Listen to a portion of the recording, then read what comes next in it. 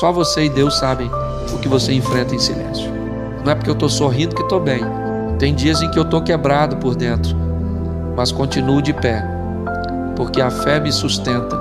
Às vezes a gente transparece a força que gostaria de sentir, mas mesmo quando ninguém vê a dor, Deus vê.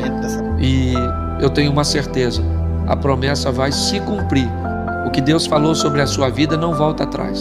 Quem tentar te frear, Deus intervém. Quem tentar te atacar, Deus protege. Isso que hoje parece insuportável vai passar. E quando passar, você vai entender: Deus nunca perdeu o controle.